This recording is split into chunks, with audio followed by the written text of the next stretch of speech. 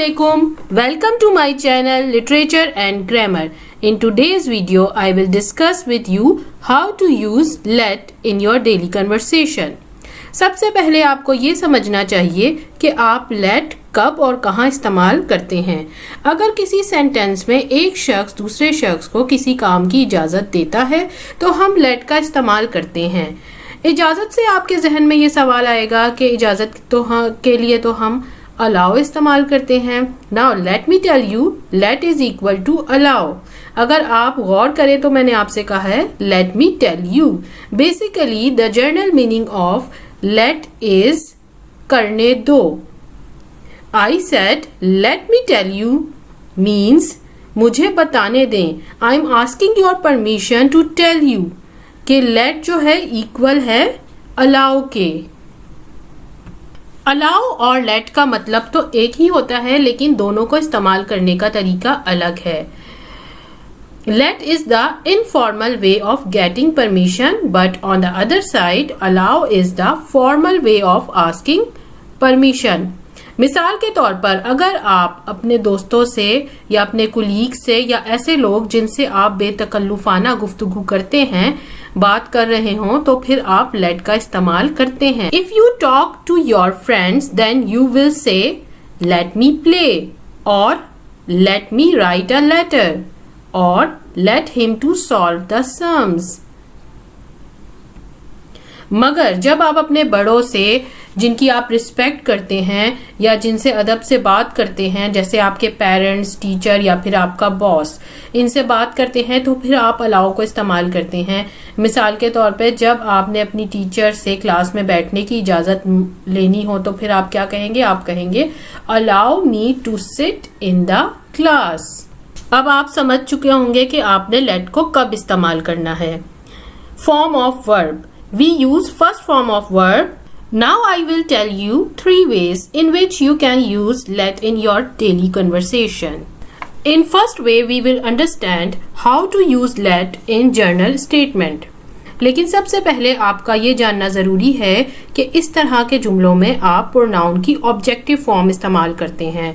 मसलन अगर आपने आई इस्तेमाल करना है तो उसकी जगह आप मी इस्तेमाल करेंगे, वी की जगह अस, ही की जगह हिम, शी की जगह हर।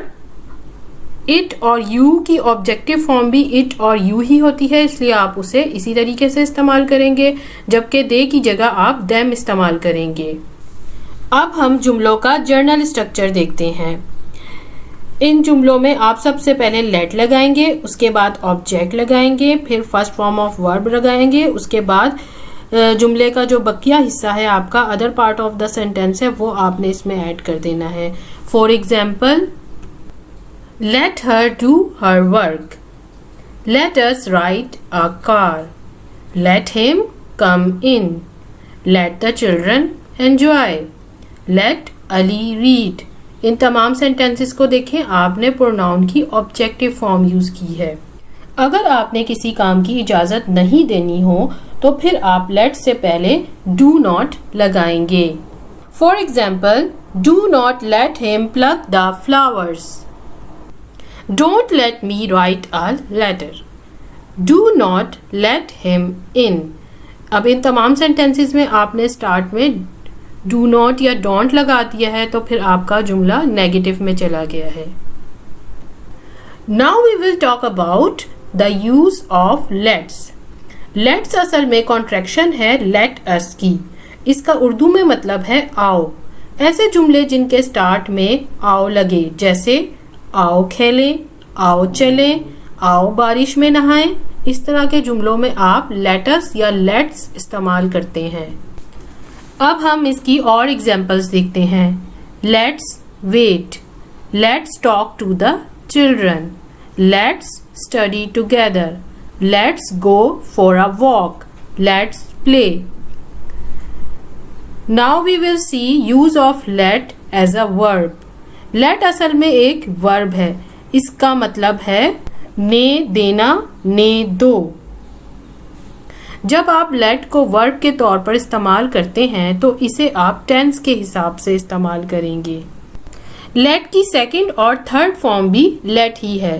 Now we will see some examples of let as a verb.